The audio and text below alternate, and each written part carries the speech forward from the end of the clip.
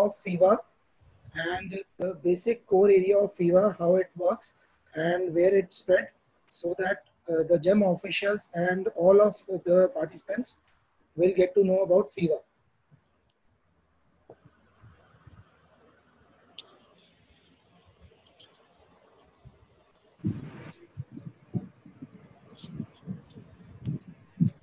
Good afternoon, Lalit ji. How are you, sir? Very fine, sir. Very fine. Sir, if you take over the charge, and just because it seems Mr. Gupta is busy over the call, you can just give a brief. Hello and very good afternoon. Welcome to the GEM session, GEM webinar. Amarinder, So हम आज के topic में discuss करेंगे how to create your ID on GEM portal, introduction of GEM, overview of GEM, what are the benefits for MSC's vendor, and हम देखेंगे फिर कैसे website पे आपको अपना अकाउंट क्रिएट करना होता है GEM के पोर्टल पे, किस तरीके से आप बिड में पार्टिसिपेट करेंगे, क्या क्या इसका बेनिफिट्स है। तो हम स्टार्ट करते हैं प्रेजेंटेशन से।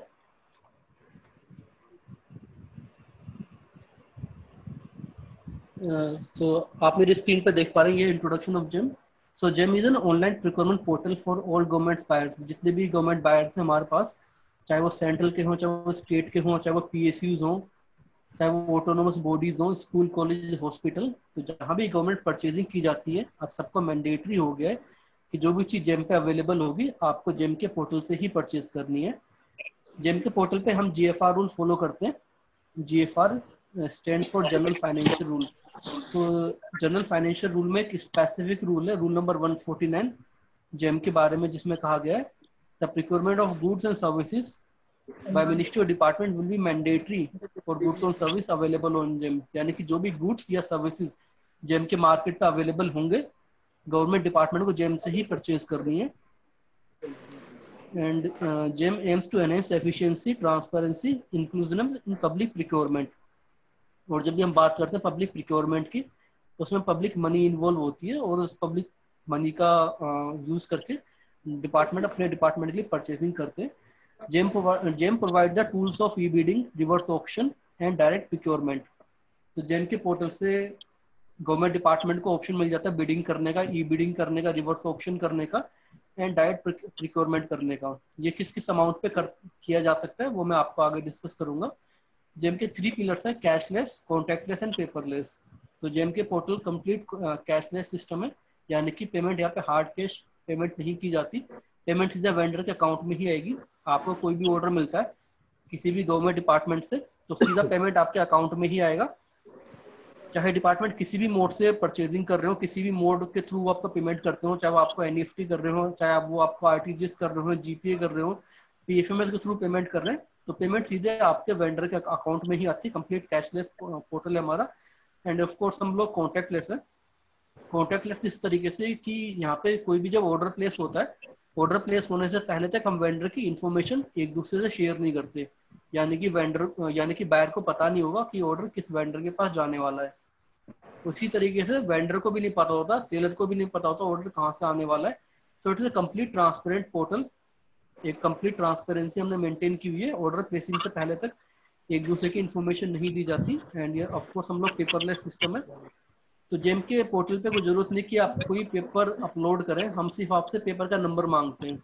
अगर आप अपना रजिस्ट्रेशन कर रहे हैं तो रजिस्ट्रेशन के टाइम आपको अपना आधार नंबर देना है। अगर आप अपनी कंपनी का रजिस्ट्रेशन कर रहे हैं तो कंपनी का SIN नंबर देना है, कंपनी का पैन नंबर देना है, ITR के आपको डिजिट बतानी है प्रॉफिट लॉस की। तो यहाँ पे आपको सिर्फ कोई पेपर अपलोड नहीं करना, पेपर का सिर्फ नंबर फिल करना है और उस नंबर के थ्रू हम API इंटीग्रेशन के थ्रू आपकी डिटेल फेच करके ले आते हैं। तो ये था एक छोटा सा इंट्रोडक्शन GEM के बारे में।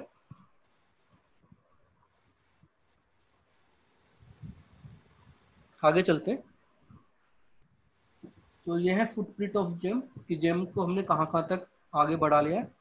सो we have done MOU with 32 states, जिसमें कि कुछ UTs हैं, कुछ स्टेट्स हैं जिनके साथ हमने MOU साइन कर लिया है। MOU का मतलब है कि जो भी चीज़ GEM पे अवेलेबल है, अब ये स्टेट्स भी GEM के पोर्टल से ही परचेज करेंगे। MOU हमने इनके साथ साइन कर लिया है। एंड हमारे साथ इंडस्ट्री एसोसिएशन भी जुड़ चुके हैं। अगर आप मेरी स्क्रीन पे देखें तो लेफ्ट हैंड साइड में आपको इंडस्ट्री एसोसिएशन दिखाई देंगे, जिसमें कि CII, FICCI, AIMA, MIT वगैरह है, जो कि हमारे साथ इंडस्ट्री एसोसिएशन है। And in the right hand side आप देख सकते हैं सारे हमारे बैंकिंग पार्टनर्स हैं। जो भी जिस बैंक के साथ हमारा एमओयू साइन हो चुका है वो आपको राइट हैंड साइड में दिखाई देंगे। और ये सारे बैंक हमें प्लेटफॉर्म प्रोवाइड कराता है ईएमडी, ईपीबीजी और जीपीए के लिए। तो ये है छोटा सा फुटप्रिंट। अब हम आगे देख लेते हैं हमने कितना अब तक कवर किया है। तो ये हमारी स्टेटस है, अब तक 45,000 के आसपास हमारे पास प्राइमरी यूजर रजिस्टर कर चुके हैं। 3 लाख से ज़्यादा सेलर और सर्विस प्रोवाइडर हमारे साथ जुड़ चुके हैं। 17 लाख के आसपास प्रोडक्ट हमारे पास अपलोडेड हो चुके हैं।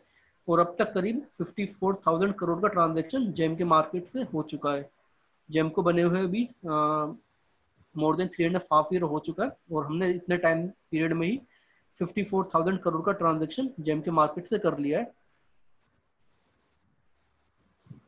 तो ये है थोड़े से की एडवांटेजेस। अगर आप जेम का पोर्टल यूज करते हैं तो आपको क्या क्या एडवांटेजेस मिलेंगे। तो फर्स्ट इसमें direct access to all government departments. तो आपको एक ही पोर्टल के थ्रू सभी गवर्नमेंट डिपार्टमेंट में एक्सेस मिल जाता है। अब आपको अलग अलग प्लेटफॉर्म पे जाके, अलग अलग पोर्टल पे जाके अपने बीट्स वगैरह में पार्टिसिपेट करने की जरूरत है, टेंडर फिल करने की जरूरत नहीं है। सिर्फ आपको एक सिंगल पोर्टल मिलेगा जेम का पोर्टल, जिसमें आप सारे गवर्नमेंट डिपार्टमेंट में जितने भी उनके ऑर्डर निकले हुए आप उनको चेक कर सकते हैं, बिड को चेक कर सकते हैं, बिड में पार्टिसिपेट कर सकते हैं। वन स्टॉप शॉप मिल जाता है, आपको अलग अलग पोर्टल पे जाने की जरूरत नहीं है। सीपीपी पोर्टल वगैरह पे एक सिंगल प्लेटफॉर्म मिलेगा जिसमें जाके आप सारी चीजें चेक कर सकते हैं। And we provide a dynamic pricing, price can be change based upon market condition. तो जेम के पोर्टल पे आपको डायनेमिक प्राइसिंग का ऑप्शन मिल जाता है। आप मार्केट सिचुएशन के अकॉर्डिंग अपने प्राइस को मार्केट के अकॉर्डिंग अप और डाउन कर सकते हैं। नेक्स्ट है स्ट्रॉन्ग वेंडर रेटिंग सिस्टम। अब हमने सबको रेटिंग देना शुरू कर दिया है डिपेंडिंग अपॉन देयर परफॉर्मेंस। तो जिस तरीके से आप परफॉर्म करेंगे जेम के मार्केट पे उसके अकॉर्डिंग हम आपको रेटिंग दे देते हैं। और एक रेटिंग अब हम बायर से भी ले रहे हैं। जिस बायर ने आपकी प्रोडक्ट या सर्विसेज ली होती है, अब आप वो भी आपको रेटिंग दे पाएंगे। तो हमने एक स्ट्रॉन्ग रेटिंग बेस तैयार कर लिया है। New product suggestion facility available है। आप चेक कर सकते हैं कि आपके प्रोडक्ट के लिए कौन सी चीजें नई नई आई हैं, कौन कौन से नए प्रोडक्ट अवेलेबल हुए जेम के मार्केट पे। आपको न्यू प्रोडक्ट सजेशन फैसिलिटी भी मिलती रहती है। We provide a seller friendly dashboard. तो आपके उसी डैशबोर्ड पर आपको सारी इन्फॉर्मेशन मिल जाएगी। आपको अब तक कितने ऑर्डर प्लेस हुए हैं, उस ऑर्डर की कितनी वैल्यू है, कितने की पेमेंट ड्यू चल रही है, कितने प्रोडक्ट आपने अपलोड कर दिए, उस प्रोडक्ट में से कितने लिस्टेड हैं, कितने रिजेक्टेड हैं। तो सारी इन्फॉर्मेशन आपको अपने डैशबोर्ड पे ही मिल जाएगी। Next news and event section available for regular updates. तो आपके पास हमने न्यूज एंड इवेंट सेक्शन भी अवेलेबल करा दिया है, जिसमें जाके आप सारी न्यूज एंड इवेंट की इन्फॉर्मेशन चेक कर सकते हैं कि हमने अब तक क्या क्या न्यूज चल रही है जेम के बारे में, क्या क्या इवेंट्स हमने अब तक ऑर्गेनाइज किए हैं। एंड हमने एक न्यू ऑन जेम का बटन दिया है। तो ये एक स्पेशल बटन है न्यू ऑन जेम। आप उस बटन पर क्लिक करके देख सकते हैं अब तक हमने कितनी कैटेगरी क्रिएट करी है इस मंथ में, और प्रीवियस फॉर्मर मंथ में आप चेक कर सकते हैं। एंड जितनी भी कैटेगरीज अवेलेबल, जितनी भी नई नई स्पेसिफिकेशन है, आप सारी इस न्यू ऑन जेम पे जाकर चेक कर सकते हैं। सो दिस इज अ की एडवांटेजेस फॉर सेलर। ये थोड़ा इंपॉर्टेंट टॉपिक है, multiple procurement option available to buyer, यानी कि किस किस तरीके से आपको ऑर्डर मिल सकते हैं। तो ये है मल्टीपल प्रिक्योरमेंट ऑप्शन, और इसी तरीके से आपको भी ऑर्डर मिलेगा एज ए सेलर। तो पहला है डायरेक्ट परचेज। डायरेक्ट परचेज यानी कि जो भी गवर्नमेंट डिपार्टमेंट सीधे ही ऑर्डर प्लेस करना चाहते हैं वो डायरेक्ट परचेज के थ्रू ऑर्डर प्लेस कर सकते हैं। अगर गवर्नमेंट डिपार्टमेंट कोई परचेजिंग कर रहे हैं, उनकी टोटल परचेज अमाउंट 25,000 से नीचे का है, तो वो किसी भी वेंडर को ऑर्डर प्लेस कर सकते हैं। 25,000 से नीचे इसी तरीके से जैसे फ्लिपकार्ट और अमेजोन पर हम लोग शॉपिंग करते हैं, जो भी चीज हमें अच्छी लगी हमने उसे अपने कार्ट में डाला और परचेजिंग कर ली। तो उसी तरीके से डायरेक्ट परचेज होता है। ये सिर्फ 25,000 से नीचे के लिए होता है। 25,000 से नीचे आपको जरूरत नहीं है कि गवर्नमेंट डिपार्टमेंट किसी भी 3 डिफरेंट वेंडर के बीच में कंपैरिजन करे। विदाउट कंपैरिजन जो भी मार्केट में अवेलेबल है प्रोडक्ट या गुड्स, उसको वो लोग सीधे परचेज कर सकते हैं। नेक्स्ट है L1 परचेज। तो L1 परचेज होता है 25,000 से ऊपर के लिए। अगर बायर की टोटल परचेज अमाउंट 25,000 क्रॉस कर जाता है और वो 5 लाख से बीच का होता है, तब गवर्नमेंट डिपार्टमेंट को 3 डिफरेंट वेंडर को कंपैरिजन करना है। ये 3 डिफरेंट वेंडर कंपैरिजन करने का मकसद ये होता है कि मार्केट में अवेलेबिलिटी बता सके कि मार्केट में ये चीज़ अवेलेबल थी और उसमें से उन्होंने कंपेयर करने के बाद प्रोडक्ट को परचेज किया है। ये कोटेशन बेस जैसा ही एक सिस्टम होता है। जैसे अगर आपने पहले किसी गवर्नमेंट डिपार्टमेंट में सप्लाई करा हो तो वहाँ पे पहले 3 कोटेशन मंगाई जाती थी परचेजिंग करने के लिए, तो उसी तरीके से जेम के पोर्टल पे भी वो जो है 3 डिफरेंट ब्रांड को कंपैरिजन करते हैं और कंपेयर करने के बाद वो L1 से सामान परचेज कर सकते हैं। L1 होता है लीस्ट वन या फिर लोएस्ट वन, जिस भी प्रोडक्ट का प्राइस सबसे कम होता है वो L1 में शो होता है और बायर चाहें तो L1 के थ्रू परचेज कर सकते हैं। बता रहा हूँ। नेक्स्ट है बिड और आरए। तो बिड और आरए हमारे पास टेंडर का प्रोसेस है। जैसे पहले टेंडर बना करते थे, उसी टेंडर मेथड को हम लोग बिड और आरए बोलते हैं। तो बिड हमारे पास सिस्टम में 5 लाख से ऊपर के लिए 5 लाख से ऊपर बिड बनाना मैंडेटरी है। 5 लाख से नीचे बिड और आरए ऑप्शनल होता है। किसी भी स्टेज पे लगता है बायर को कि जो भी प्राइस मार्केट में दिख रहा है वो हायर रेट है, तो बायर चाहे तो 5 लाख से नीचे 25,000 से नीचे भी बिडिंग क्रिएट कर सकते हैं। 5 लाख से ऊपर बिडिंग बनाना मैंडेटरी है, 5 लाख से नीचे ऑप्शनल है। तो टेंडर हमारे पास 2 सिस्टम है टेंडर के, बिड और आरए। तो बिड होता है 2 बिड सिस्टम। जैसे आपने पहले कभी किसी टेंडर में पार्टिसिपेट किया हो तो उसमें पहले आपकी टेक्निकल बिड ओपन होती है, फिर फाइनेंशियल बिड ओपन होती है। सेम प्रोसेस जेम के मार्केट पे भी है। जो भी बिडिंग क्रिएट कर देते हैं पहले बायर उस बिड को टेक्निकली ओपन करेंगे। जो वेंडर टेक्निकली क्वालिफाई कर जाएंगे वो फिर फाइनेंशियल इवैल्यूएशन के लिए जाते हैं, और फाइनेंशियल इवैल्यूएशन के टाइम पे जो भी L1 वेंडर आएंगे बायर को L1 से लेना मैंडेटरी हो जाता है। नेक्स्ट ऑप्शन हमारे पास RA stand for reverse auction, यानी कि ऑक्शन इन रिवर्स मैनर, उल्टी बोली चलेगी। ये it's kind of live bidding. इसमें लाइव बिडिंग होती है, जो भी वेंडर सबसे कम प्राइस कोट करेगा बिडिंग रिवर्स ऑक्शन उनको मिल जाता है। बिडिंग और रिवर्स ऑक्शन में डिफरेंस ये होता है, बिडिंग एक तरीके से ब्लाइंड बिड होता है। बायर को नहीं पता, सेलर को नहीं पता मेरा कंपटीटर कितना प्राइस कोट करने वाला है। उन्होंने अपने हिसाब से कोई प्राइस कोट किया और वो प्राइस सबसे कम हुआ तो बिडिंग उनको मिल जाती है। लेकिन जो रिवर्स ऑक्शन होता है ये एक लाइव ऑक्शन होगा, जिसमें वेंडर एक दूसरे का प्राइस भी चेक कर सकते हैं। इसमें हम कंपनी के नाम को मास्क कर देते हैं, सिर्फ आप प्राइस देख सकते हो, प्राइस के बेसिस पे अपने प्राइस को और भी कम करके उस ऑर्डर को ले सकते हैं। तो हमारे पास पहला मेथड है डायरेक्ट परचेज, दूसरा है L1 परचेज, तीसरा है बिड और आरए। अगला नेक्स्ट मोड ऑफ परचेज है हमारे पास इंटेंट ऑफ बाइंग। तो इंटेंट ऑफ बाइंग हमारे पास है बिड और पीएससी। अगर किसी भी गवर्नमेंट डिपार्टमेंट का इंटेंशन सिर्फ बिड बनाने का ही होता है तो वो सीधे इंटेंट ऑफ बाइंग बिड वाला ऑप्शन भी चूज कर सकते हैं। और नेक्स्ट होता है PSC. So PSC stand for proprietary article certificate buying. Proprietary article certificate buying, अगर किसी भी गवर्नमेंट डिपार्टमेंट को कोई स्पेसिफिक मेक और मॉडल ही परचेज करना है उस केस में वो पीएससी परचेज कर सकते हैं। So PSC is for a specific make और मॉडल। कोई स्पेसिफिक मेक और मॉडल ही परचेज करना है उस केस में बाय डिपार्टमेंट चाहे तो पीएससी भी कर सकते हैं। बट ये पीएससी परचेज करने के लिए उनको अपने डिपार्टमेंट से, अपने कंपिटेंट अथॉरिटी से एक पीएससी अप्रूवल लेना पड़ता है, जो कि उन्हें बाद में उस ऑर्डर पे अपलोड भी करना होता है।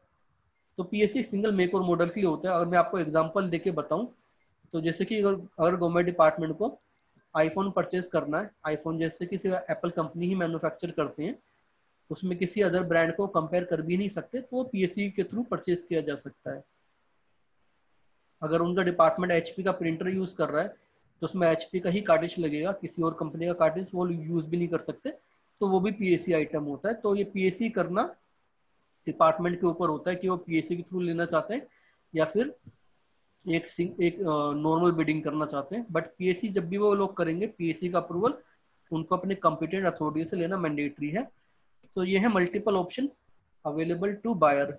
और आपको इसी तरीके से ऑर्डर मिलेंगे। 25,000 से नीचे आपको डायरेक्टली ऑर्डर मिल सकता है, बट 25,000 से ऊपर के अगर आपको ऑर्डर चाहिए तो वो L1 परचेज के थ्रू मिलेगा। और आप चाहें तो बिडिंग में भी पार्टिसिपेट कर सकते हैं। तो बिडिंग की जो नोटिफिकेशन होती है, जो भी बिडिंग या टेंडर निकला है आपके प्रोडक्ट के अकॉर्डिंग, उसकी नोटिफिकेशन आपके मोबाइल नंबर पे और आपकी ईमेल आईडी पे भी आती है।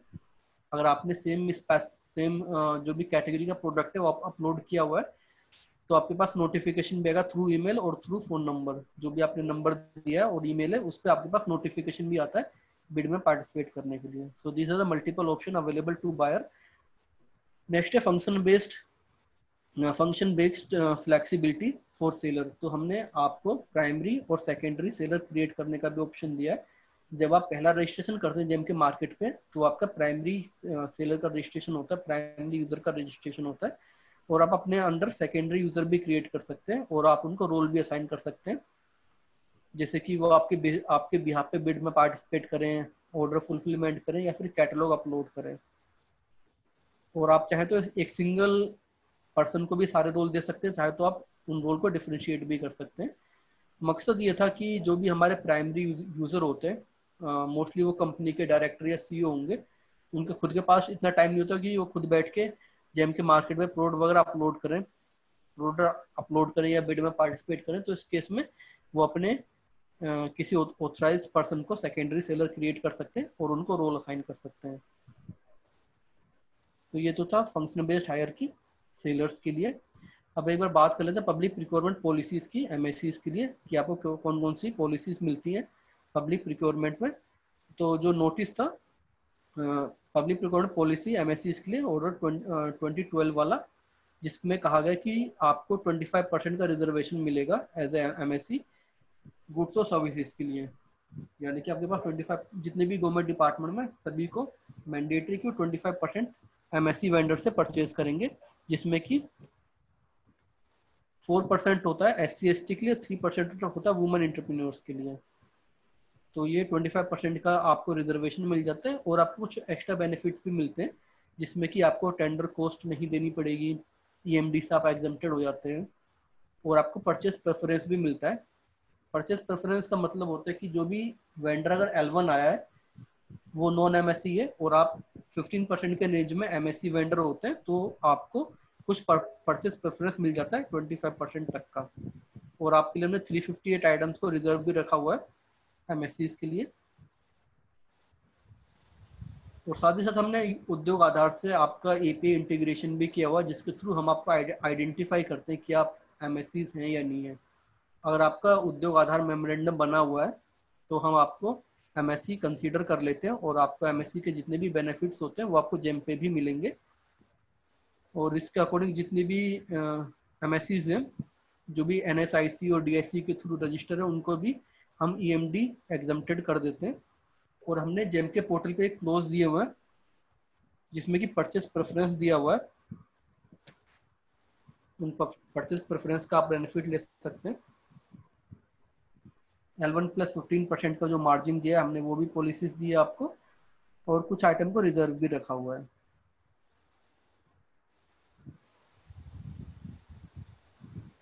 तो ये होता है जो परचेज प्रेफरेंस होगा उसमें MSC प्लस 15% का मार्जिन दिया है। इसमें आपको प्राइस मैचिंग करना पड़ता है। बायर आपसे बोलेंगे प्राइस मैच करने के लिए L1 का, अगर आप L1 के प्राइस को मैच कर लेते हैं तो कुछ purchase preference as a MSC vendor हम आपको भी दे देते हैं। अब एक बार बात करें की फीचर्स की, जेम के ऊपर क्या क्या की फीचर्स हैं। तो जितनी भी कैटेगरीज हमारे पास अवेलेबल हैं, अभी हमारे पास करेंटली 6500 कैटेगरीज प्लस अवेलेबल है जेम के मार्केट पे। तो हमने सभी कैटेगरीज को 4 क्वाड्रेंट में डिवाइड कर दिया है, क्वाड्रेंट 1, क्वाड्रेंट 2, क्वाड्रेंट 3 और क्वाड्रेंट 4। तो उसमें हमने क्या किया, जो क्वाड्रेंट 1 है उसमें सिर्फ OEMs को ही अलाउ किया हुआ है कि सिर्फ OEMs ही अपने प्रोडक्ट को अपलोड कर सकते हैं। तो जो क्वाड्रेंट 1 होता है उसमें ऑटोमोबाइल्स के प्रोडक्ट, KVIC के प्रोडक्ट और AKS के प्रोडक्ट होते हैं। इसी तरीके से क्वाड्रेंट 2 होता है जिसमें कि OEMs और उनके ऑथराइज वेंडर को ही अलाउ है अपने प्रोडक्ट को ऐड करने के लिए। इसी तरीके से क्वाड्रेंट 3 है जिसमें OEMs और ऑथराइज वेंडर ही अपने प्रोडक्ट को अपलोड कर सकते हैं। और लास्ट होता है क्वाड्रेंट 4, जो कि एक ओपन क्वाड्रेंट होता है, इसमें कोई भी अपलोड कर सकता है। तो क्वाड्रेंट 4 के अंदर आपके लो एंड जनरल प्रोडक्ट आएंगे, सैनिटाइजेशन के प्रोडक्ट आएंगे, फूड्स एंड एडिटेबल आइटम्स आते हैं, जिनको कि आप क्वाड्रेंट 4 में हम लोग अज्यूम करते हैं। नेक्स्ट है प्राइस रीजनेबिलिटी। तो ये प्राइस रीजनेबिलिटी बायर को सर्टिफाई करना मैंडेटरी होता है एज पर GFR। जो भी प्रिकोरिंग अथॉरिटी है उनको रेट की रीजनेबिलिटी सर्टिफाई करनी है, और रेट की रीजनेबिलिटी सर्टिफाई करने के लिए हमने बायर को कुछ टूल्स दिए हैं। बायर उन टूल्स का यूज कर सकते हैं, जिसमें कि पहला टूल्स होता है प्राइस ट्रेंड का। बायर चाहे तो प्राइस ट्रेंड पे क्लिक करके प्राइस का ट्रेंड चेक कर सकते हैं लास्ट 6 मंथ का, कि वो प्राइस कब अप रहा था, कब उसका प्राइस डाउन रहा था। और साथ ही साथ वो ये भी चेक कर सकते हैं कि जो लास्ट परचेज प्राइस है वो कितना है, कितनी बार ये चीज़ बिड के थ्रू परचेज की गई है और कितनी बार ये चीज़ को डायरेक्टली परचेज किया गया है। एंड वो कंपेयर भी कर सकते हैं डिफरेंट मार्केट प्लेस से। जैसे कि सपोज उनको कोई प्रोडक्ट परचेज करना है तो वो ये भी चेक कर सकें कि इसके लास्ट परचेज, इसको जो डिफरेंट मार्केट प्लेस पे कितने रुपए की अवेलेबल है, सेम चीज अमेजोन पे कितने की मिल रही है, फ्लिपकार्ट पे कितने की मिल रही है, और उसमें कौन कौन से पैरामीटर मैच कर रहे हैं और कौन सा पैरामीटर मैच नहीं कर रहे। प्राइस कंपैरिजन का हमने टूल्स दिया हुआ है L1 परचेज के लिए, उस टूल्स का भी बायर चाहे तो यूज कर सकते हैं। नेक्स्ट है रेटिंग फॉर सेलर। तो सेलर को रेटिंग देने के लिए हमने 4 पैरामीटर जो है बनाए हुए हैं। 4 parameter include coverage, timely delivery, quality of order fulfilment and fourth is reliability. तो इन 4 पैरामीटर के बेसिस पे हम आपको रेटिंग जनरेट करते हैं, और इसी रेटिंग के बेसिस पे बायर अगर चाहें तो आपको फिल्टर आउट भी कर सकते हैं। अगर बायर को लगता है कि मुझे हाईली रेटेड वाले वेंडर से परचेज करना है, तो वो इस फिल्टर का यूज भी कर सकते हैं। जिसमें कि पहला है पैरामीटर कवरेज, कितना एरिया में आप अपने प्रोडक्ट की कवरेज दे रहे हैं, टाइमली डिलीवर करते हैं प्रोडक्ट की या नहीं करते, क्वालिटी क्या है आपके ऑर्डर फुलफिलमेंट की, और रिलायबिलिटी। रिलायबिलिटी मीन्स कि आपको अगर कोई 10 ऑर्डर मिले हैं, 10 में से आपने कितने ऑर्डर को एक्सेप्ट किया है, तो ये आपकी रिलायबिलिटी जस्टिफाई करते हैं। इस पैरामीटर के बेसिस पे आपकी रेटिंग जनरेट होती है, और इसी रेटिंग के बेसिस पे बायर आपको फिल्टर आउट भी कर सकते हैं। Next is the classification of buyer. जिस तरीके से बायर आपको रेटिंग के बेसिस पे फिल्टर आउट करते हैं, इसी तरीके से आप अपने बायर को भी चेक कर सकते हैं कि उनका पेमेंट प्रोसेस कितना स्ट्रॉन्ग है। तो हमने बायर को 2 तरीके से फ्लैगिंग करना शुरू कर दिया, रेड एंड ऑरेंज। अगर बायर की 30 से ज़्यादा पेमेंट ड्यू होती है तो हम उनको रेड फ्लैग बायर कर देते हैं। अगर बायर की 20 से ज़्यादा पेमेंट ड्यू है तो ऑरेंज फ्लैग बायर, और 20 से कम पेमेंट है तो उनके ऊपर कोई फ्लैगिंग नहीं होती। और ये आपको हेल्प करता है डिसीजन मेकिंग में। अगर आपको लगता है कि जो मेरा बायर है रेड फ्लैग बायर है, दैट मीन्स कि वो पेमेंट थोड़ा लेट करते होंगे, तो ये फिर आपका डिसीजन होता है कि आपको उनकी बिड में पार्टिसिपेट करना है या नहीं करना। और साथ ही साथ आप उनके ऑर्डर को रिजेक्ट भी कर सकते हैं। अगर आपके पास कोई डायरेक्ट परचेस का ऑर्डर आता है, अगर वो रेड फ्लैग बायर होते हैं तो आप उनके ऑर्डर को रिजेक्ट भी कर सकते हैं, और उस रिजेक्ट किए हुए ऑर्डर के ऊपर आप कोई पेनल्टी नहीं लगेगी, क्योंकि वो रेड फ्लैग बायर होते हैं। तो ये आपके डिसीजन मेकिंग के लिए होता है कि आपको जो भी फ्लैगिंग वाले बायर हैं उनकी बिड में पार्टिसिपेट करना या नहीं करना। Next is integrated incident management. तो हमारे पास इंसिडेंट मैनेजमेंट पॉलिसी है, IM पॉलिसी। और ये जो IM पॉलिसी होती है एक तरीके से डिस्प्यूट मैनेजमेंट पॉलिसी है। बायर सेलर को एक दूसरे से अगर कोई डिस्प्यूट हो गया तो हम उसे रिजोल्व कराने की कोशिश करते हैं थ्रू दिस इंसिडेंट मैनेजमेंट। तो हमारे पास 2 तरीके के इंसिडेंट मैनेजमेंट है, pre contract and post contract. Pre contract means के भी ऑर्डर प्लेस नहीं हुआ, ऑर्डर प्लेसिंग से पहले ही कोई दिक्कतें आ रही है बायर सेलर को, तो वो पोर्टल के थ्रू जाके इंसिडेंट रेज कर सकते हैं। तो जो प्री कॉन्ट्रैक्ट इंसिडेंट होता है वो उसका मतलब ये होता है कि अभी ऑर्डर प्लेस नहीं हुआ है। सपोज बायर ने कोई प्रोडक्ट सर्च किया या कोई सर्विस सर्च करी है, बायर को लगता है कि जो प्रोडक्ट या सर्विसेज है इसमें कुछ गलती है, या तो सेलर बहुत कम प्राइस में अपनी प्रोडक्ट या सर्विसेज अपलोड कर रहे हैं, या फिर कोई गलत स्पेसिफिकेशन गलत इमेजेस के साथ अपने प्रोडक्ट को अपलोड कर दिया किसी सेलर ने, तो बायर चाहे तो उसके खिलाफ हमें इंसिडेंट भी रेज कर सकते हैं। और ये इंसिडेंट रेज करने के लिए बायर को कोई भी चिट्ठी नहीं लिखनी, कोई ईमेल नहीं करना, सिंपल एक बटन मिलेगा रिपोर्ट दिस प्रोडक्ट का, बायर उस बटन पर क्लिक करेंगे और हमें उसकी रिपोर्टिंग कर सकते हैं। तो ये होता है प्री कॉन्ट्रैक्ट, यानी कि अभी ऑर्डर प्लेस नहीं हुआ था, ऑर्डर प्लेसिंग से पहले ही आपने एक दूसरे के खिलाफ हमें इंसिडेंट रेज किया और हमने उसे मार्केट से रिमूव कर देते हैं। दूसरा होता है post contract. Post contract means कि आपके थ्रू ऑर्डर प्लेस हो गया, बायर ने सपोज आपको लिए ऑर्डर प्लेस कर दिया लेकिन आप ऑर्डर की टाइमली सप्लाई नहीं कर रहे, तो बायर चाहे तो आपके खिलाफ इंसिडेंट भी रेज कर सकते हैं। तो बाकी वैसे डिलीवरी टाइम काफी होता है, आपके पास 15 डेज का डिलीवरी टाइम है, 15 डेज के अंदर आपको सप्लाई कर देनी है। नहीं कर पाते किसी वजह से तो आपको अपने बायर को इन्फॉर्म कर देना, उनसे परमिशन ले लेनी है, और आप नहीं तो फिर बायर आपके खिलाफ इंसिडेंट भी रेज कर सकते हैं। जब वो इंसिडेंट रेज हो जाता है, इंसिडेंट रेज होने के बाद पहले 10 दिनों के लिए आपके वो बायर के बीच में रहेगा, आप एक दूसरे से कम्युनिकेट करेंगे पोर्टल के थ्रू। पोर्टल पे आपको चैट का ऑप्शन मिल जाएगा, आप चैट कर लेते हैं, आप बायर आपसे पूछे कि आपने सप्लाई क्यों नहीं दी, आप उसी चैट पर रिस्पॉन्स कर देंगे कि मेरे इस रीजन की वजह से मैं सप्लाई टाइम पे नहीं कर पाया। अगर बायर चाहे तो उस इंसिडेंट को क्लोज कर सकते हैं 10 दिनों के भीतर। और 10 दिनों के भीतर वो क्लोज नहीं करते तो 11वें दिन उसे एस्केलेट कर सकते हैं। इसी तरीके से आप भी चाहें तो आप भी रेज कर सकते हैं इंसिडेंट। अगर आपने कोई सप्लाई कर भी दी है, जेम के सप्लाई कर दी बायर को, लेकिन बायर आपको ऑर्डर की पेमेंट नहीं कर रहे टाइमली, या फिर अगर वो आपके ऑर्डर को एक्सेप्ट नहीं कर रहे हैं, तो आप भी अपने बायर के खिलाफ इंसिडेंट रेज कर सकते हैं इसी पोस्ट कॉन्ट्रैक्ट इंसिडेंट पर जाके। तो ये जो इंसिडेंट है दोनों साइड से ओपन है, बायर साइड से भी और सेलर साइड से भी। Next is vendor assessment. So vendor assessment is a third party assessment जो कि क्यूसीआई करते हैं, QCI quality council of India, जो कि आपसे कुछ चार्ज लेते हैं. 12 to 13,000 आपसे चार्जेस लिए जाते हैं, उसके थ्रू आपको वेंडर असेसमेंट कराना होता है. वेंडर असेसमेंट चार्जेबल प्रोसेस है. अगर आप चाहें तो एग्जम्प्टेड के लिए भी क्लेम कर सकते हैं. अगर आप एग्जम्प्टेड कैटेगरीज के अंदर आते हैं तो वेंडर असेसमेंट के थ्रू आप एग्जम्प्टेड क्लेम कर सकते हैं. वेंडर असेसमेंट ओईएम्स के लिए मैंडेटरी होता है, रीसेलर्स के लिए ये ऑप्शनल है. रीसेलर को वैसे कराने की जरूरत नहीं होती, सिर्फ ओईएम को ही जरूरत पड़ती है. फॉर द ओईएम पैनल, हम आपको एक ओईएम पैनल प्रोवाइड कराते हैं और आप उस ओईएम पैनल पे जाके अपनी ओईएम की रिक्वेस्ट कर सकते हैं. तो वेंडर असेसमेंट कराना मैंडेटरी अगर आपको ओईएम पैनल चाहिए.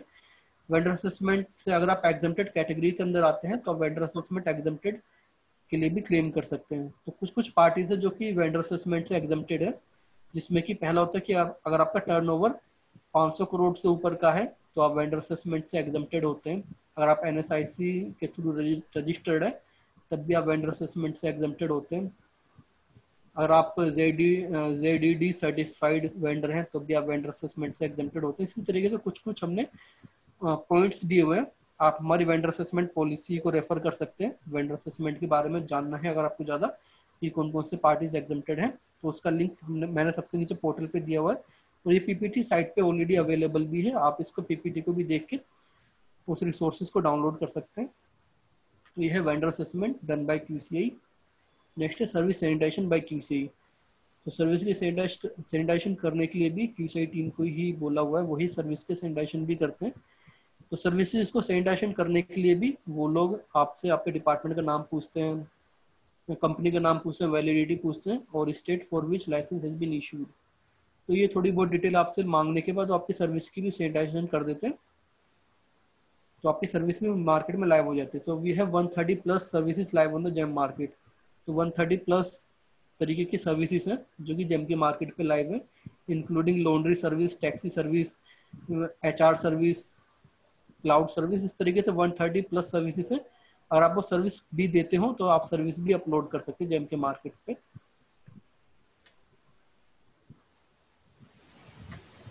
तो ये तो था एक इंट्रोडक्शन पार्ट. अब हम एक बार देख लेते हैं कि रजिस्ट्रेशन वगैरह कैसे करते हैं आप, किस तरीके से आप अपनी कंपनी का रजिस्ट्रेशन करेंगे, किस तरीके से आपको प्रोफाइल अपडेट करनी है, कैसे आप कैटलॉग मैनेजमेंट करेंगे, बिड में किस तरीके से पार्टिसिपेट करते हैं, वो उसकी छोटी सी पीपीटी हम लोग देख लेते हैं.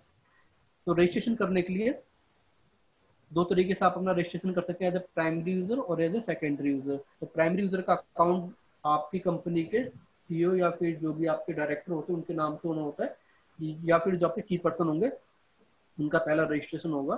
तो रजिस्ट्रेशन करने के लिए हम आपसे आपका आधार नंबर मांगते हैं, इधर आधार नंबर और ए पैन नंबर.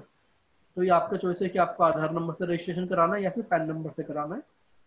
अगर आप अपना आधार नंबर से रजिस्ट्रेशन करा रहे हैं तो आधार नंबर से लिंक मोबाइल नंबर के थ्रू आपको जेम के पोर्टल पर एंटर करना है. यानी कि अगर आप आधार नंबर यूज कर रहे हैं रजिस्ट्रेशन के लिए तो आपका आधार नंबर आपके मोबाइल से लिंक होना चाहिए. अगर आप पैन नंबर का यूज कर रहे हैं रजिस्ट्रेशन करने के लिए तो कोई भी मोबाइल नंबर चलेगा, सिर्फ ओटीपी पर्पस के लिए. एक्टिवेट ईमेल आईडी की आपके पास जरूरत पड़ेगी जिसपे कि ओटीपी जनरेट होता है.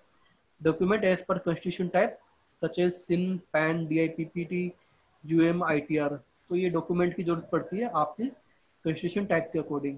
अगर आपकी कंपनी या फर्म है तो सिन नंबर की जरूरत पड़ेगी. अगर आपकी प्रोग्रेसिव कंपनी है तो पर्सनल पैन नंबर का आप यूज करते हैं. अगर आप एमएसई हैं तो यूएम नंबर, स्टार्टअप है तो डीआईपीपी नंबर. रजिस्टर एड्रेस की आपको डिटेल की जरूरत पड़ेगी, बैंक अकाउंट इन्फॉर्मेशन. और इसी तरीके से सेकेंडरी यूजर के लिए भी आधार नंबर, आधार कार्ड के साथ लिंक मोबाइल नंबर और एक्टिवेट ईमेल आईडी की जरूरत पड़ेगी रजिस्ट्रेशन करने के लिए. तो ये की नोट से रजिस्ट्रेशन जो भी होगा आपके की पर्सन के नाम से होना चाहिए. की पर्सन की इन्फॉर्मेशन आपके आईटीआर से मिल जाएगी. अगर आपकी कंपनी 2 साल से ज़्यादा कम पुरानी है तब आपको आईटीआर इन्फॉर्मेशन फिल करने की जरूरत नहीं है. अगर आपकी कंपनी 2 साल से ज़्यादा पुरानी होती है तब आपको आईटीआर इन्फॉर्मेशन फिल करनी होती है. एमएससी के लिए यूएम नंबर, स्टार्टअप के लिए डीआईपीपी नंबर. और कोई भी आपको सेपरेट रजिस्ट्रेशन नहीं करना अगर आप सेलर भी हैं और सर्विस प्रोवाइडर भी होते हैं. तो एक बार हम देख लेते हैं कि रजिस्ट्रेशन कैसे करना है यूजिंग आधार नंबर. तो आधार नंबर से रजिस्ट्रेशन करने के लिए आपको जेम की साइट पे जाना है. जेम की साइट पे जाने के बाद आपके पास बटन मिलेगा साइन अप का. आप उस साइन अप के बटन पे क्लिक करेंगे. एज ए सेलर क्लिक करते हैं तो जैसे आप एज ए सेलर क्लिक करेंगे, सेलर क्लिक करने के बाद आपके पास पहले टर्म्स एंड कंडीशन रिव्यू करने का बटन आएगा। आप टर्म्स एंड कंडीशन को पहले रिव्यू करेंगे। टर्म्स एंड कंडीशन रिव्यू होने के बाद आपको चेकबॉक्स पर क्लिक करना है कि आप टर्म्स एंड कंडीशन को एग्री कर लेते हैं। टर्म्स एंड कंडीशन एग्री होने के बाद आपको यहाँ पे अपना बिजनेस या ऑर्गेनाइजेशन टाइप चूज करना है। तो हमारे पास 5 तरीके का कॉन्स्टिट्यूशन टाइप है, like proprietorship, firm, company, trust और सोसाइटी, सेंट्रल गवर्नमेंट या फिर स्टेट गवर्नमेंट। तो आपको अकॉर्डिंगली चूज करना है कि आपकी कंपनी किस तरीके की है। आपको जो पैन कार्ड होता है, पैन कार्ड की 4th डिजिट पे लिखा होता है कि आपकी कंपनी किस तरीके की है, और आपकी कंपनी का जो पैन कार्ड की 4th डिजिट है, अगर वो पी है तो आप प्रोप्राइटरशिप के थ्रू रजिस्ट्रेशन करते हैं, अगर वो एफ है तो फर्म, सी है तो कंपनी, पी है तो ट्रस्ट, और अगर जी है तो सेंट्रल या स्टेट गवर्नमेंट। तो उस तरीके से आपको रजिस्ट्रेशन करना होता है। फिर आपको अपनी कंपनी का नाम फिल करना है, नेक्स्ट पे क्लिक करना है। नेक्स्ट पे क्लिक होने के बाद आपको चूज करना है कि आपको रजिस्ट्रेशन किस तरीके से करना, थ्रू आधार कार्ड और थ्रू पैन कार्ड। तो जैसे कि सपोज कीजिए कि मैंने आधार कार्ड चूज किया रजिस्ट्रेशन करने के लिए। तो जैसे मैंने आधार कार्ड चूज किया तो मुझे उसके बाद मुझे अपना पर्सनल आधार नंबर लेना है, या मैं अगर चाहूँ तो वर्चुअल आईडी के थ्रू भी रजिस्ट्रेशन कर सकता हूँ। वर्चुअल आईडी एक तरीके से डमी आईडी होती है जो कि आपको आधार कार्ड की साइट पे जाके आप जनरेट कर सकते हैं। आधार नंबर 12 डिजिट का होता है, लेकिन जो वर्चुअल आईडी होगी वो आपकी 16 डिजिट की होती है। या आप वर्चुअल आईडी जनरेट कर सकते हैं यूआईडीआई की साइट पे जाके। आपको यूआईडीआई की साइट पे जाना है, वहाँ पे आपको सर्च करना है वीआईडी जनरेटर के नाम से, वीआईडी जनरेटर। उस पर क्लिक करके आप अपनी वर्चुअल आईडी जनरेट कर सकते हैं, और उस वर्चुअल आईडी का आप यूज कर सकते हैं जेम के मार्केट पर रजिस्ट्रेशन करने के लिए। तो सपोज कीजिए मैंने अपना आधार नंबर लिया, आधार नंबर लेने के बाद मैंने मोबाइल नंबर लिया और उसे वेरीफाई कराया। वेरिफिकेशन के लिए मेरे पास एक ओटीपी आएगा। अगर आधार नंबर मेरे मोबाइल से लिंक होता है तो ओटीपी आ जाएगा, अगर लिंक नहीं होता तो ओटीपी नहीं आएगा। उस केस में या तो मुझे पैन कार्ड के थ्रू रजिस्ट्रेशन करना है, या फिर मुझे आधार सेंटर विजिट करके अपना आधार नंबर अपडेट करा लेना है। तो सपोज कीजिए मेरा आधार नंबर पहले से अपडेट था, मैंने आधार नंबर मैंने ओटीपी डाला, ओटीपी को वेरीफाई किया। ओटीपी वेरीफाई होने के बाद मेरा फर्स्ट नेम और मेरा लास्ट नेम आधार के डाटाबेस से फैच होके आ जाएगा। इसके बाद मुझे कंफर्म करना है कि मैं ही कंपनी का की पर्सन हूँ। जैसे कि मैंने बताया की पर्सन आपकी आईटीआर रिटर्न्स में से आपको मिल जाएगा। आपकी जो आईटीआर कॉपी होती है उसमें से आप चेक कर सकते हैं कि आप सच में की पर्सन है या नहीं। तो जैसे आप कंफर्म कर देंगे, कंफर्म होने के बाद आपको नेक्स्ट पे क्लिक करना है। इसके बाद आपको अपनी ईमेल आईडी फिल करनी है। आप अपनी ईमेल आईडी फिल करेंगे। ईमेल आईडी को आप सेंड ओटीपी पे क्लिक करेंगे, एक ओटीपी जनरेट होगा आपकी ईमेल आईडी पे। आपको अपनी ईमेल आईडी ओपन करनी है, वहां से ओटीपी लेके यहाँ पे फिल करना है। जैसे आप ओटीपी फिल कर देंगे, ओटीपी वेरीफाई होने के बाद आपकी ईमेल आईडी वेरीफाई हो जाएगी, और इसके आगे एक ग्रीन कलर का चेक बॉक्स आ जाएगा कि आपकी ईमेल आईडी अब वेरीफाई हो चुकी है। इसके बाद आपको नेक्स्ट पे क्लिक करके अपनी यूजर आईडी सेट करनी है। User ID it's a one time activity. आप यूजर आईडी जो भी एक बार क्रिएट कर देंगे उसे आपको आगे तक याद रखना है, उसे आप कभी चेंज नहीं कर पाएंगे। तो user ID is one time activity. आपको अपनी यूजर आईडी लेनी है और उसके बाद आपको अपना पासवर्ड देना है। एंड पासवर्ड के कुछ यहाँ पे टर्म्स होते हैं कि password must contain 1 upper case, 1 lower case, 1 numeric character, 1 special character and 8 character और मैक्सिमम 16 कैरेक्टर। तो इस तरीके से आपको अपना पासवर्ड लेना है। और पासवर्ड जैसे ही आप सही पासवर्ड बनाएंगे सारे ऑप्शन ग्रीन हो जाएंगे कि आपका पासवर्ड बिल्कुल सही बन चुका है। इसके बाद आपको क्रिएट अकाउंट बटन पे क्लिक कर देना है। तो जैसे आप क्रिएट अकाउंट के बटन पे क्लिक करेंगे एक इन्फॉर्मेशन फ्लैश होगा कि आपका अकाउंट सक्सेसफुली क्रिएट हो चुका है। अब आपको फिर अपनी प्रोफाइल कंप्लीट करनी है। प्रोफाइल कंप्लीट होने के बाद ही आप अपना कैटलॉग अपलोड कर सकते हैं, आप अपने प्रोडक्ट को अपलोड कर सकते हैं। तो एक बार हम देख लेते हैं कि प्रोफाइल कैसे कंप्लीट करनी होती है। तो जैसे आपका अकाउंट क्रिएट हो जाएगा, अकाउंट क्रिएट होने के बाद कुछ आपके पास मैंडेटरी फील्ड्स होते हैं, कुछ ऑप्शनल फील्ड होती हैं। जितनी भी मैंडेटरी फील्ड आप सारी मैंडेटरी फील्ड को फिल कर देंगे, और ऑप्शनल को आप चाहे तो छोड़ भी सकते हैं।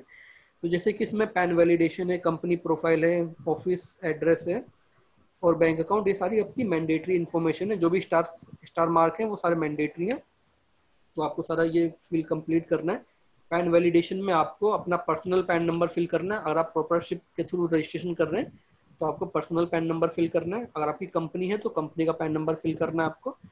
फिर कंपनी प्रोफाइल में जाके आपको अपनी डेट ऑफ इनकॉर्पोरेशन फिल करनी है। अगर आप एज ए प्रोप्राइटरशिप रजिस्ट्रेशन करते हैं तो आपको मैनुअली फिल करना है आपका डेट ऑफ इनकॉर्पोरेशन, और आपकी कंपनी या फर्म होती है तो आपको सिन नंबर से अपनी कंपनी की date of incorporation automatically fill हो जाएगी।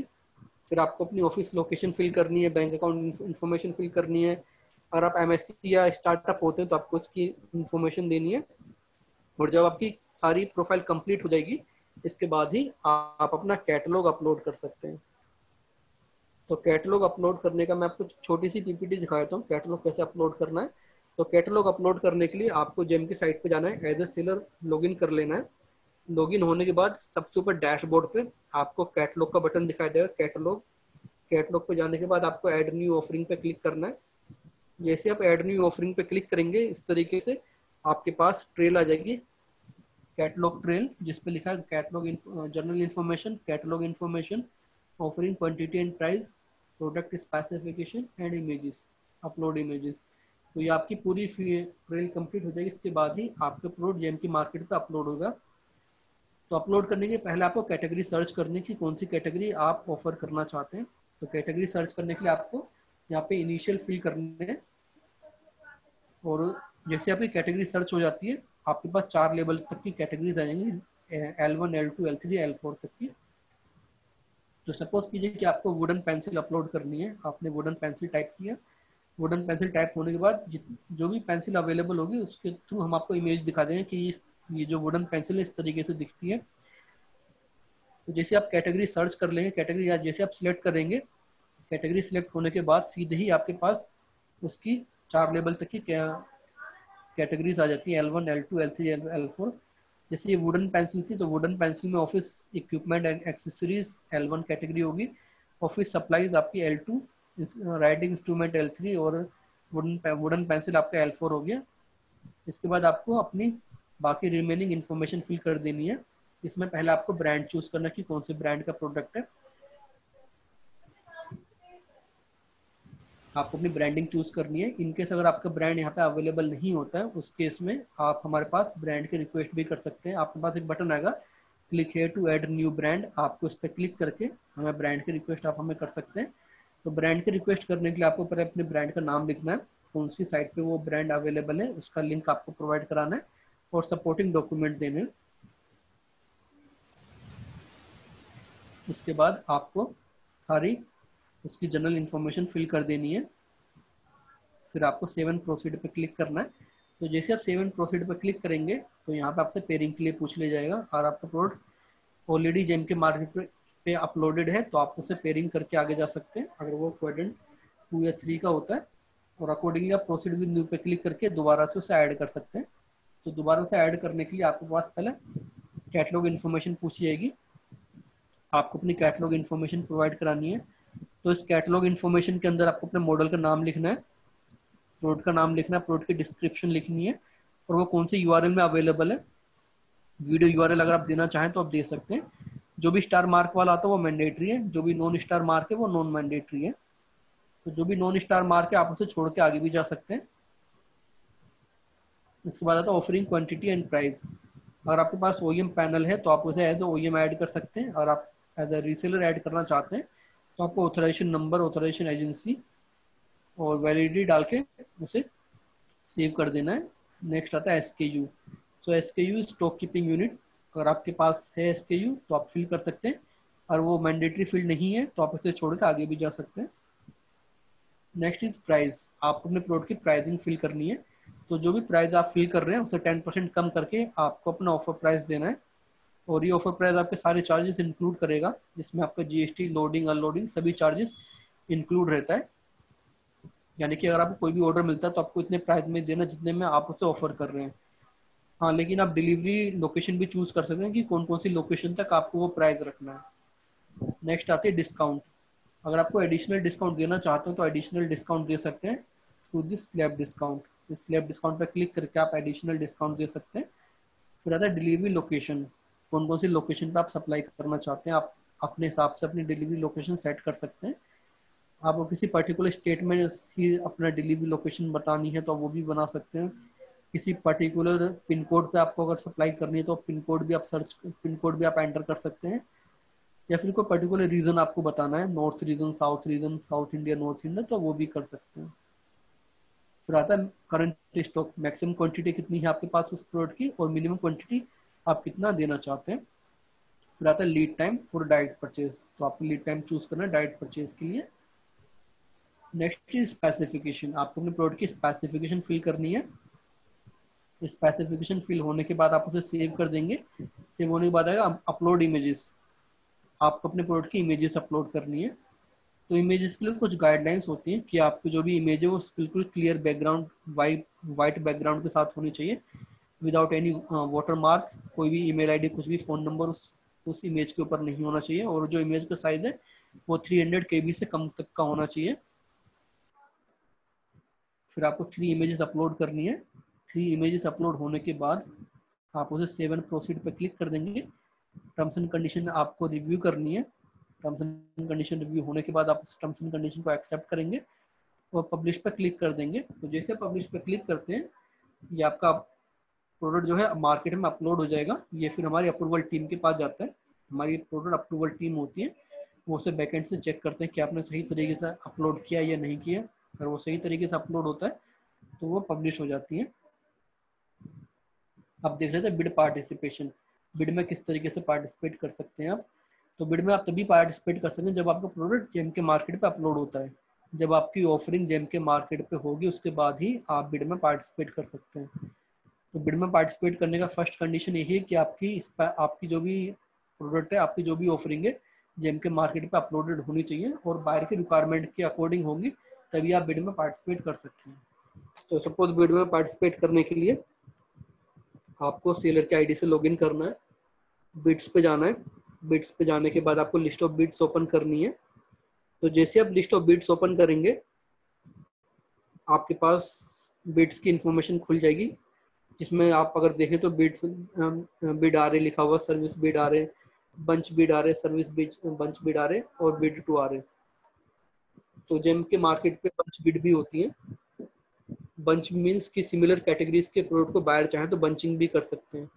सिमिलर कैटेगरीज मीन्स कि अगर कोई आईटी कैटेगरी का सामान परचेज करना चाहते हैं बायर, तो आईटी कैटेगरी में बहुत सारे चीज़ों को वो लोग बंच कर सकते हैं। जैसे कि आईटी कैटेगरी इंक्लूड लैपटॉप हो गया, यूपीएस हो गया, प्रिंटर हो गया, तो ये सारे आईटी कैटेगरीज के अंदर आते हैं। तो आईटी कैटेगरी का या सिमिलर कैटेगरी का वो लोग बंच भी बना सकते हैं। तो जो बंच होगा सिमिलर कैटेगरीज के लिए होता है, डिफरेंट कैटेगरी के लिए बंच नहीं हो सकता। जैसे कि कंप्यूटर हो गया, पेंसिल हो गया, तो इन दोनों का बंच पॉसिबल नहीं है। बंच जो सिमिलर कैटेगरीज के लिए होता है। तो अगर आप बंच बिड में पार्टिसिपेट करना चाहें तो बंच बिड में भी पार्टिसिपेट कर सकते हैं। आप अपनी बिड चेक कर सकते हैं कि कौन कौन सी बिड आपके लिए निकली हुई है। जो बिड आपके लिए होती है वो आपके पास विजिबल हो जाएंगी। आप व्यू डिटेल पे पार्टिसिपेट पे क्लिक करके उस बिड में पार्टिसिपेट कर सकते हैं। तो सपोज कीजिए ये बिड मेरे लिए निकली हुई थी, मुझे इस बिड में पार्टिसिपेट करना है, तो मैंने पार्टिसिपेट करने के लिए बिड नंबर सर्च किया। बिड नंबर सर्च होने के बाद मेरे पास आई जैसे डेस्कटॉप की बिड थी, डेस्कटॉप 6 क्वांटिटी के लिए बिड निकली हुई है और इस लोकेशन के लिए बिड है।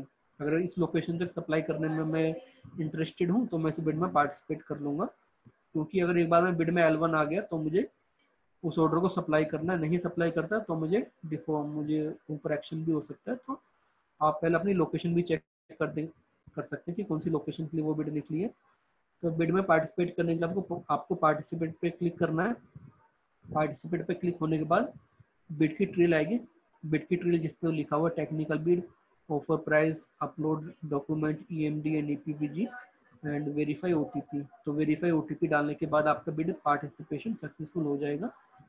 सो फर्स्ट स्टेप है technical bid participation. So for this technical bid participation आपके पास दिख रहा है डेस्कटॉप और ब्रैकेट में लिखा है 6, यानी कि डेस्कटॉप के लिए बिड निकली 6 क्वांटिटी की। आप इस पर डबल क्लिक करेंगे। जैसे आप डबल क्लिक करते हैं आपके पास यहाँ पे कोई प्रोडक्ट रिफ्लेक्ट होना शुरू हो जाएगा। अगर आपको कोई भी प्रोडक्ट नहीं दिख रहा तो इसका मतलब है कि आपकी स्पेसिफिकेशन, आपकी जो ऑफरिंग है बाहर की रिक्वायरमेंट से मैच नहीं कर रही। अगर बाहर की रिक्वायरमेंट से कोई चीज़ मैच कर रही होगी तो आपको यहाँ पे आपका अपना खुद का प्रोडक्ट दिखाई दे जाएगा। तो आपको चूज दिस आइटम पर क्लिक करके उसमें बिड में पार्टिसिपेट कर लेना है। जब आप बिड में पार्टिसिपेट करेंगे तो एक तरफ लिखा हुआ bid requirement from seller buyer side, और जो आपकी तरफ से है वो ऑफर बाय सेलर साइड। तो आपको दोनों को 1 बाय 1 मैच करना है कि जो बायर की रिक्वायरमेंट है उससे आप मैच कर रहे हैं या नहीं कर रहे हैं। जब मैच हो रहा होता है इसके बाद आप सेव एंड कंटिन्यू पे क्लिक करके अपनी टेक्निकल ऑफरिंग पूरी कर सकते हैं। टेक्निकल ऑफरिंग के बाद आपको अपने प्राइस ऑफर करने हैं कि कितने प्राइस में आप ये चीज़ ऑफर करना चाहते हैं। आप अगर देखें तो आपने एक प्राइस लिखा होता है enter price below this amount, तो ये प्राइस आया बायर के रेफरेंस प्राइस से। जिस अमाउंट को लेके बायर ने बिड क्रिएट की है वो प्राइस रेफरेंस प्राइस होता है, और उस रेफरेंस प्राइस से कम में ही आपको बिड में पार्टिसिपेट करना है। तो आपके पास एक रेफरेंस प्राइस भी आ जाएगा, आपको रेफरेंस प्राइस से कम में पार्टिसिपेट करना है। ये जरूरी नहीं होता कि जो आपने मार्केट में अपने प्राइस ऑफर किया हुआ है उसी प्राइस में आप बिड में पार्टिसिपेट करेंगे। बिड में आपको कुछ एक ऐसा अच्छा प्राइस होता है कि आप L1 भी बन जाए, तो आप अपने बिड के टाइम पे अपना स्पेशल प्राइस देते हैं। इसके बाद आता है अपलोड डॉक्यूमेंट। इसके बाद है अपलोड डॉक्यूमेंट। अगर बायर ने आपसे कोई डॉक्यूमेंट प्रूफ मांगा हुआ है तो आप वो डॉक्यूमेंट प्रूफ भी यहाँ पे अपलोड कर सकते हैं।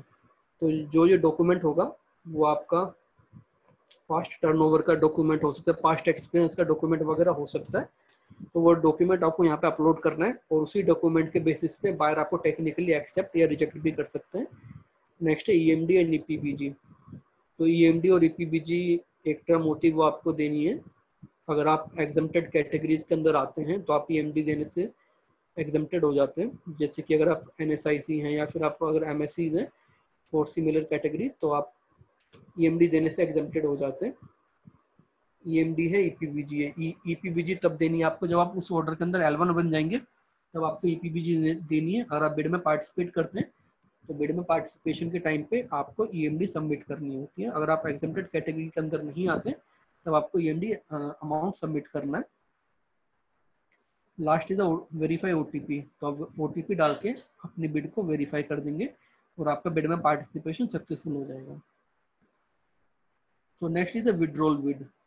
फॉर एनी रीजन अगर आप बिड से विड्रॉल करना चाहते हैं, आपने बिड में गलती से पार्टिसिपेट कर लिया, या फिर अगर कुछ भी ऐसा रीजन रहा हो जिसकी वजह से आप बिड में से विड्रॉल करना चाहते हैं, तो आप बिड से विड्रॉल भी कर सकते हैं। एक बार बिड से विड्रॉल होने के बाद आप सेम बिड में फिर 2 बार दोबारा से पार्टिसिपेट कर सकते हैं। तो ये तो था bid participation. Next topic invoice generation. आपको कोई ऑर्डर मिल जाता है, उस ऑर्डर को किस तरीके से आप एग्जीक्यूट करेंगे उसकी भी एक छोटी सी PPT हम देख लेते हैं, बिड कैसे एग्जीक्यूट करनी है। सो बिड को ऑर्डर को एग्जीक्यूट करने के लिए आपको अपने जेम के अकाउंट से लॉगिन करना है एज ए सेलर। लॉगिन होने के बाद आपको ऑर्डर्स वाले बटन पर क्लिक करना है। तो जैसे आप ऑर्डर्स पे क्लिक करते हैं, ऑर्डर्स पे क्लिक होने के बाद आपके पास एक्सेप्ट और डिक्लाइन का बटन आ जाता है। अगर ये डायरेक्ट परचेज का ऑर्डर होता है या फिर अगर L1 परचेज का ये अगर ऑर्डर होता है तो आपके पास 3 डेज का टाइम होता है ऑर्डर को एक्सेप्ट या डिक्लाइन करने का। आप 3 डेज के अंदर ऑर्डर को एक्सेप्ट या डिक्लाइन भी कर सकते हैं।